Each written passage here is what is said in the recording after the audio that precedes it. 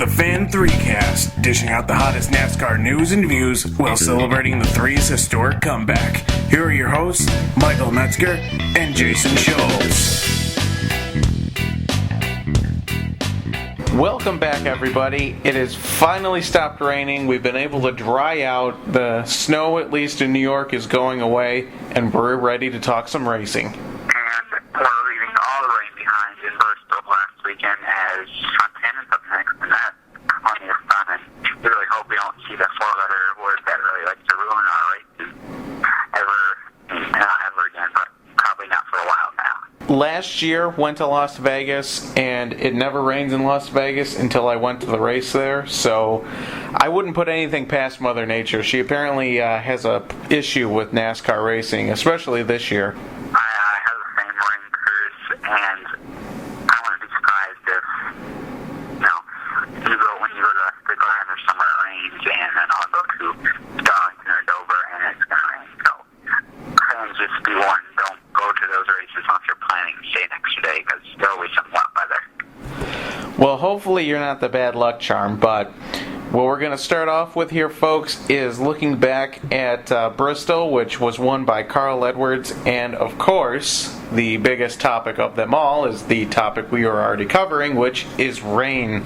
Jason, it has been debated on various media outlets, among them Jenna Fryer of the AP, Jim Utter of the Charlotte Observer, that potentially we should be seeing some schedule changes coming to try to prevent this kind of dreary outlook for races like Bristol, which happen, way too early in the year, it seems. What's your feeling on all this? Do you think scheduling changes will make things better for everything, or is it kind of, and always will be, kind of a crapshoot of the weather's going to do what the weather's going to do? It's always really hard to decide how the weather's going to play out, but usually when you move Bristol back, it's less chance for cold weather and probably less chance for precipitation. And the idea I've been thinking about is when the scheduling, instead of going, you see we go to Daytona, which is, you can't really change that, but you go to the West Coast for 2 races, come back to Bristol, and go back to Fontana. I would like to see if they could group the races there a little by putting the West Coast races together, like moving Fontana up and moving, I would say, Texas up too. So you got those 4 key races start the season after Daytona, and then you come back and you do the Bristol, the Martinsville, and you'll have Richmond and Darlington and Talladega, and just start the season, do a little more grouping like that, and go west and go to the south and do some of that. I think that'll be a helpful thing for the weather and for, I think, fans just trying to plan from when they want to hit the track. Now, what's your feeling on, right now, currently, Homestead is the season finale, but do you think that would work for, being the second race of the year right after Daytona? I would be okay with Homestead moving from the finale only if it is because they start rotating finale tracks, and Homestead just every year doesn't really get the finale. So if they just move it out as its regular date to the, early in the season, I wouldn't be too fond of that, but if it's because of rotation like that, and they definitely could take a early season fly and run with it. Yeah, the only downside that I think to kind of block scheduling, like doing a West Coast block, a Southeast block, would be the scenario that I'm running into up here currently with the schedule, which is I'm trying to get to more races than just Watkins Glen this year, and the couple that I have circled on my calendar are Michigan and Pocono, and it seems like either Pocono happens and then Michigan right afterwards, or we got a stretch in August where it goes Pocono, Watkins Glen, Michigan. So it's like anytime I'm trying to schedule something, it's going to be back to back instead of having kind of that breather. Yeah, I see that, and that's probably fans having to decide which race I want to go to, California or Vegas. So I definitely see that point, and that probably could be the reason why the block scheduling doesn't really come into play for a while. Well, Marty Smith of ESPN is reporting that major changes are coming next season, so I'm actually a little excited. Hopefully they're good changes as opposed to just changing for the sake of changing. But things that will not change, which is Bristol leaving a couple people a little angered or frustrated by certain people out there, and we had two teammates run into each other a little bit at Sunday night. Got my days confused because of how long that race was, but Stewart-Haas Racing saw Danica Patrick and Kevin Harvick having, I guess, words, you could almost say, over the radio with each other. What was your take on that? A little frustration set in between the teammates and Danica. She had probably a decent day for her at Bristol, finishing 18th. But Harvick definitely won lap traffic. It's so hard to maneuver around lap traffic at Bristol. And when they got close to each other, Danica probably couldn't move way out of the way without getting into another lead car. And so Harvick just, I think, in the moment, a little mad that he couldn't get the lead because Danica happened to be in his line. Is that maybe a cause of concern with Harvick getting frustrated and almost immediately lashing out type thing, or is it just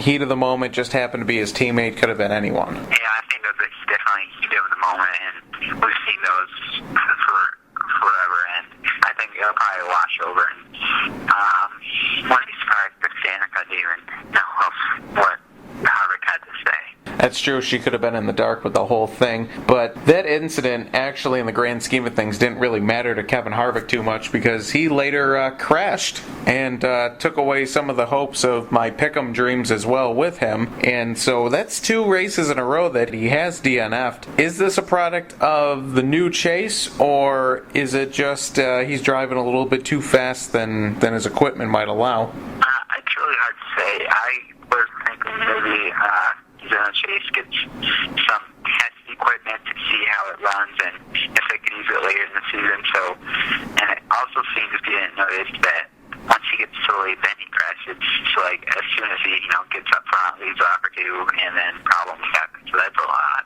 I wonder if it's a cause of concern for Stewart-Haas Racing that it seems like they can only have one car do really good. In this case, Tony Stewart finished 4th, and the three others struggle. Well, Danica's off in her own little island, finishing in the top 20s, but it's just weird that they haven't been able to close out anything just yet with all four drivers. As we've seen in the past, definitely a slow start for them, and they never seem to get going out of the gates that fast. So I think it's just that team just can't start the season off well. So I would say by May or June they find the hot streak and start getting the finishes they're capable of performing at. Yeah, luckily with the new chase format, for at least Harvick, he's still almost guaranteed, I should say, a position in the chase, so can kind of have a slow start and not really get penalized too much about it. But you know what? Another thing that was slow, Jason, Sunday night, that would be the reaction skills of one Timmy Hill. What an event that was. Max really had a strong car at that point. At least he got back to the lead, but I think that one little problem really cost him any shot he had, a legitimate shot at dominating the race and getting a victory. It was interesting how the media and Twitter really blew up at Timmy Hill in that situation, and I got to agree. It just looks bad when you look at the footage. It seems like everyone's slowing down and he's not even reacting. I know he said he made a mistake, everything happened so fast, but it looks suspect. I don't know. Was he waiting for a spotter to tell him that this stuff was going on instead of actually watching what was going on? It might have been just didn't hear the spotter call him and then run this back then, and that was definitely one of the wildest moments of the race. And a few of the other wild moments were the battery pack explosion on the track where just debris came from everywhere and really caused the lane to clean up, and then you had of course the wild ending with the rain and the caution light. So I think Tim Hill's little incident was just one of the events of the wild night at Bristol. Is there a full moon every time the race runs? Because I feel like between Daytona, here, just a lot of wild stuff's already happened this year. Yeah, and that's always, full moon, that's what we can always blame the wildness on, and it just creates for some really exciting storylines, and sometimes racing, no one's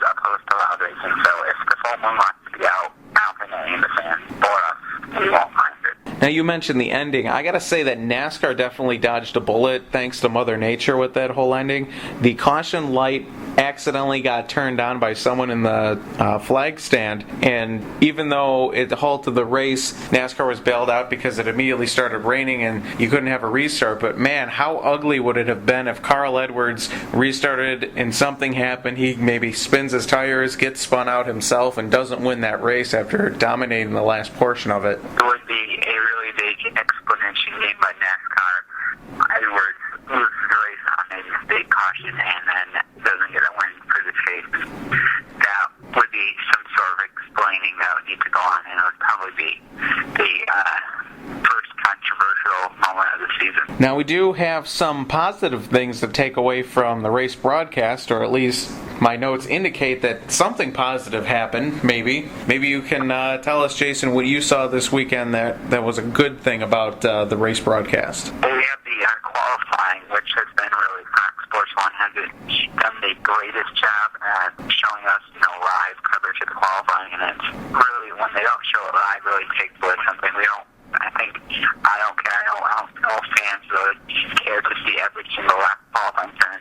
Free to see there, get the main storylines out of it, and stay with live so that drama unfolds at the same time. Compared to Fox Sports 1's coverage, I really like ESPN's coverage, and they showed it live, and they weren't following the cars the whole time. They're doing interviews, talking out the road, and just following it live, which I think added a lot more to the broadcast and made it more interesting and more compelling to watch. Now, did you feel like you were missing out on anything by them cutting to commercials or anything like that? I don't think so. I think all the big moments, like Dylan Kwasniewski, when the later portion of practice, they caught it all, and you can't always nail the timing, but everything that we need to know from that qualifying session, they were able to show us by covering it live and missing a few laps every once in a while. Now, thank goodness ESPN's going away, because I say that sarcastically because I do have a couple gripes of the Fox broadcast this weekend. Continuing growing trend of missing restarts due to commercials, which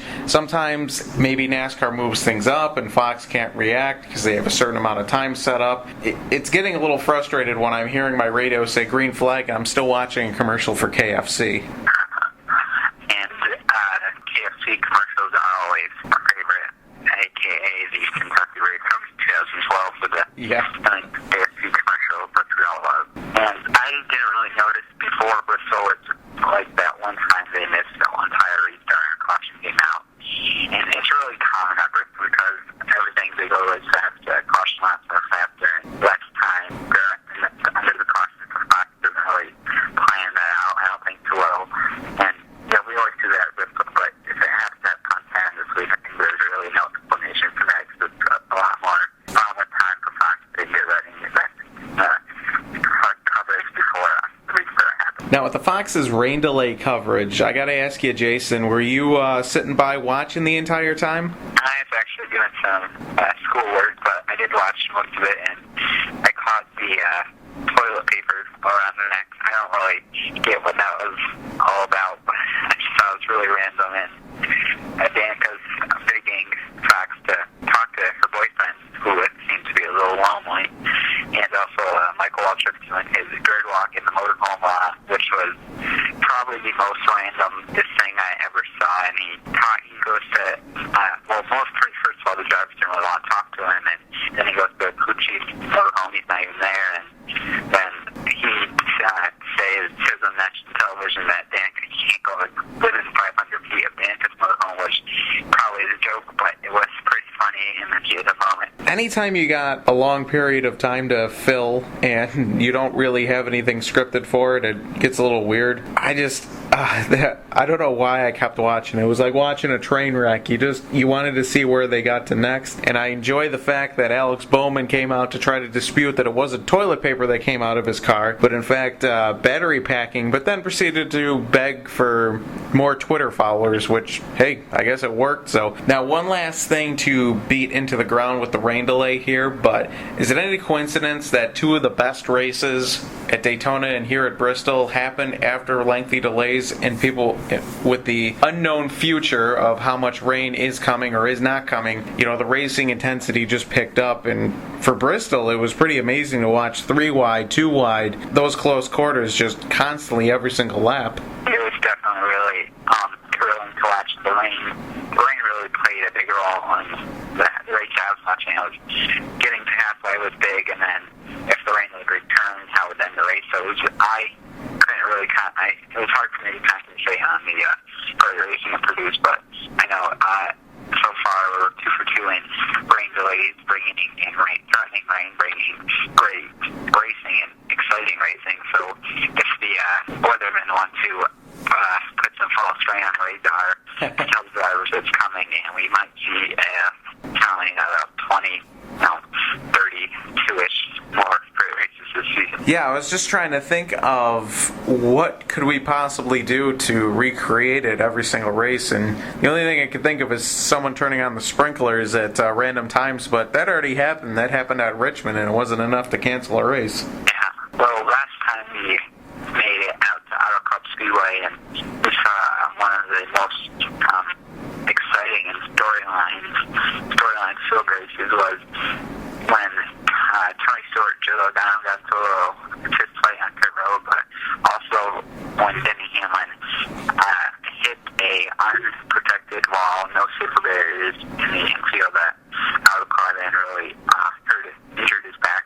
This year, that's not going to be the case, as the Auto Club Speedway put safer barriers on those walls, which is a really great call by them. They can't really ignore those kind of hits. They should have safer barriers everywhere, but they really have always got to put them up when you see hits like that. That really hinder a driver's chance to get a title or any success in the season. I was surprised. I thought you were going to go with the fact that Kyle Busch won the race last year as being the memorable reason why you liked that race. And he swept the weekend at Stella. Remember that. Yeah, he's got to get it rolling on the Cup side, but going back to your safer barrier thing, it is a shame that in this day and age, tracks do not have these safer barriers all around the racetrack, and it's confusing to me why they don't do it. I know money is said that that's an issue, but at the same time, you have so many of these tracks doing monster things like, hey, Texas just added a giant TV, because, that'll be in use for,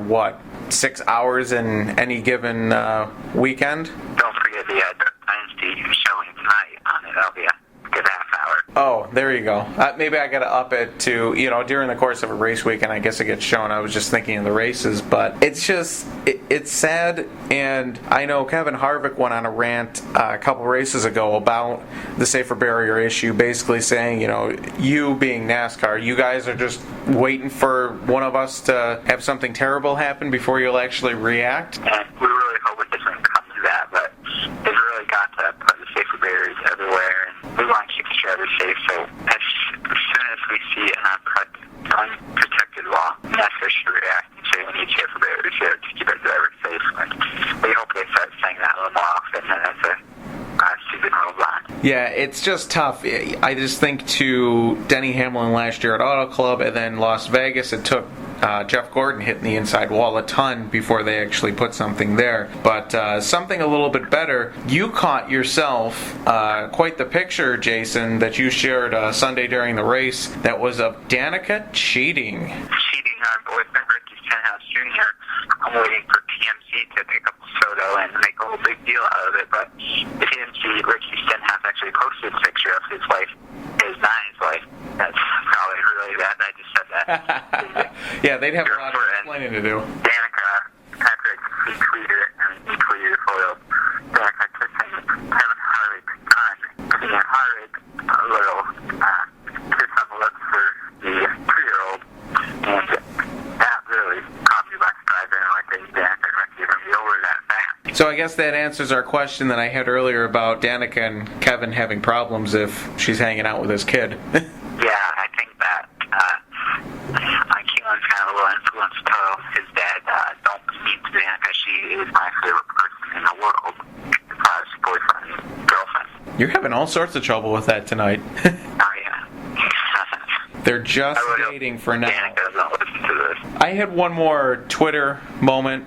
It actually was a pretty awesome and epic moment. It was Bob Pockrass of the Sparting News completely owned Jim Utter of the Charlotte Observer. Now, I'm not a giant Jim Utter fan. He sometimes is, I don't know, deters me with some of the things that he says on Twitter. So it was funny to see him tweet, and I actually jotted it down so I got it verbatim, but the race had just restarted after one of the delays, and he tweeted, "Somebody tell the rest of the media the race started." And then that was followed up by Bob Pockrass posting, "Maybe they saw your site earlier," and it was a screenshot of the Charlotte Observer site that's racing that had at least a title to an article and started of the article saying, "Cup race postponed until Monday, washout at Bristol." So they had already gone ahead and declared this a rainout, and then everyone was starting up Monday. So I thought that was pretty hilarious, especially because Bob Pockrass is not someone who, seems to,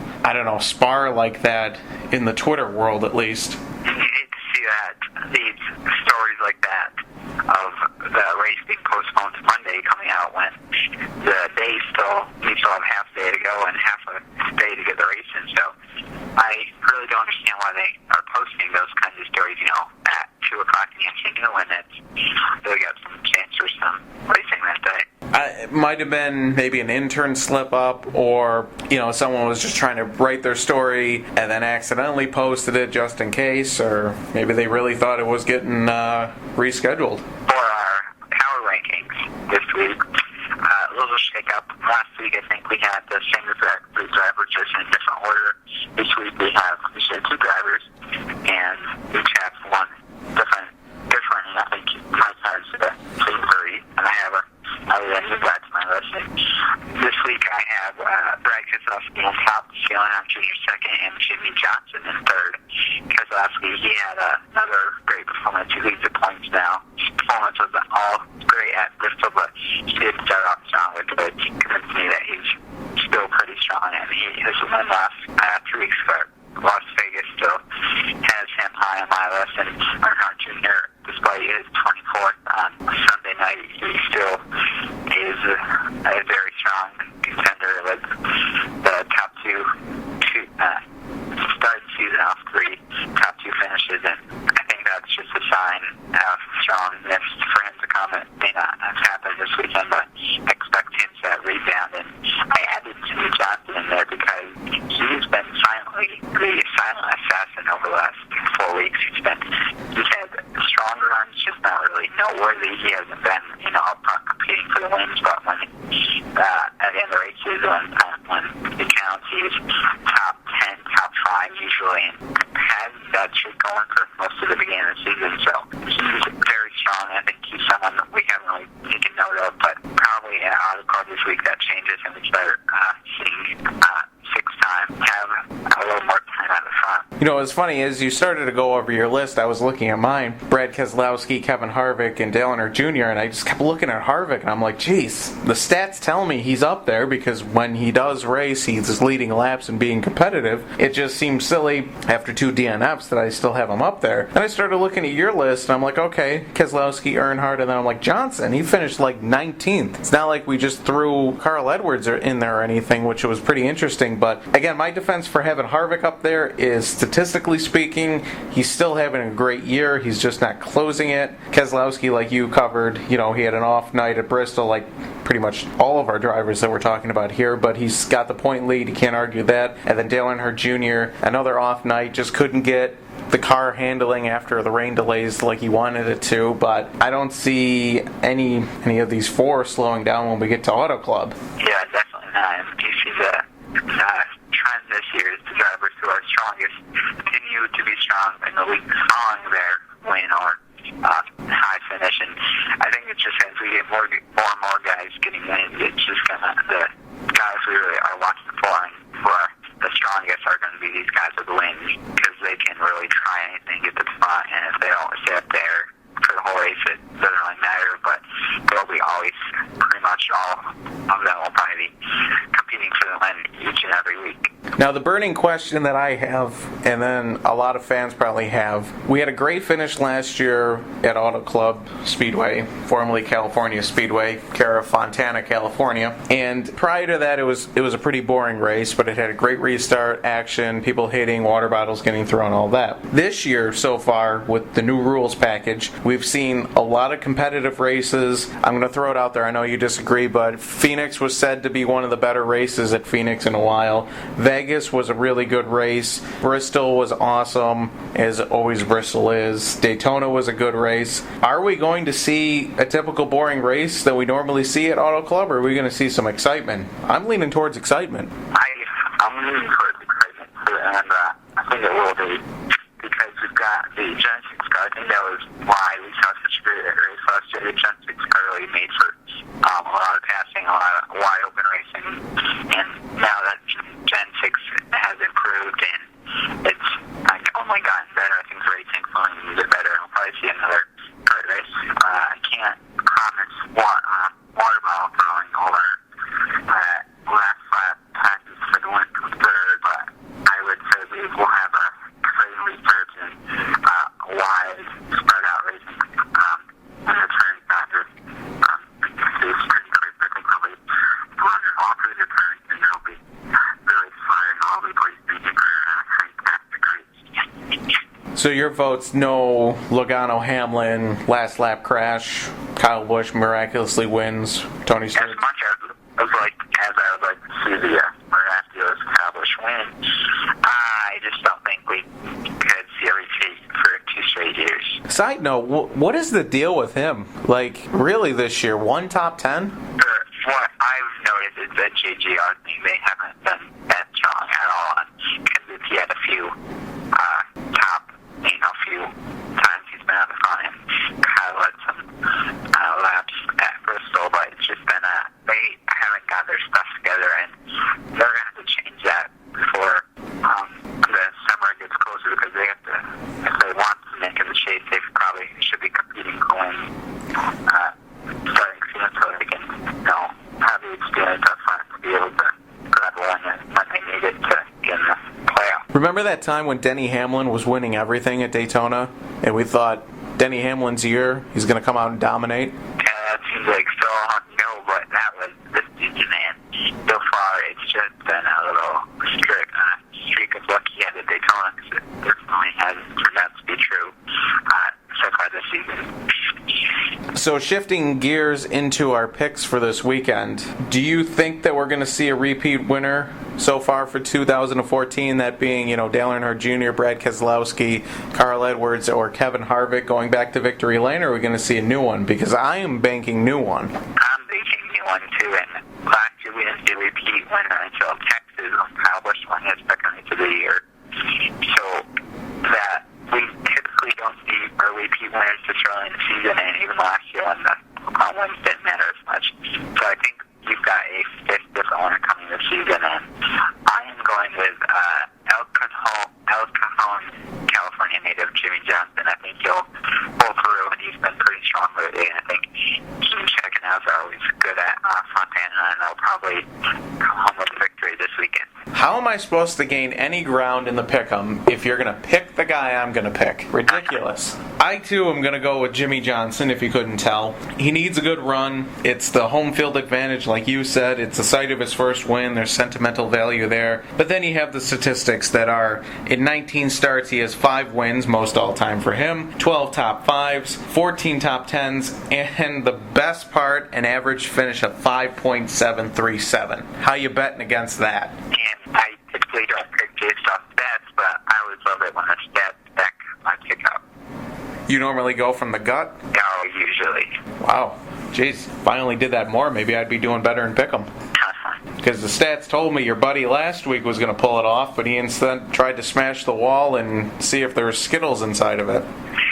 There turned out not to be, unless the Skittles are black. The black walls at Bristol are definitely there again, and this is pretty off topic, but I do like those black walls. They make for some really cool sights. Yeah, it is a really nice effect, and I'm going to keep the train rolling real quick. Last point. Ryan Newman. I'm just going to throw it out there, my favorite driver and all, but has been this year's version of Kevin Harvick as a closer out there. It's been, it was Phoenix and Las Vegas where he was probably about high 20s, I should say, and was able to rally to the top 10. Bristol, he was well on his way, but got held up. But just keep an eye on him. It's coming soon, a victory for him, his yearly victory.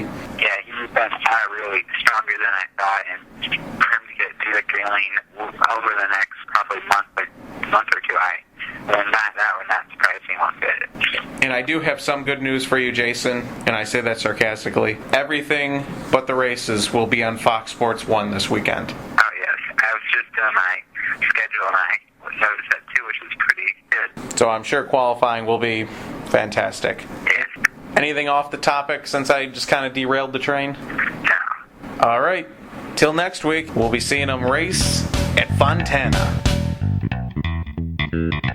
Thanks for listening to the Fan3Cast. For more NASCAR coverage, check out StartingParkBlog.com and Turn4RacingNews.com. Follow along on Twitter at Fan3Cast, at StartingParkBlog, and at NASCAR Jason.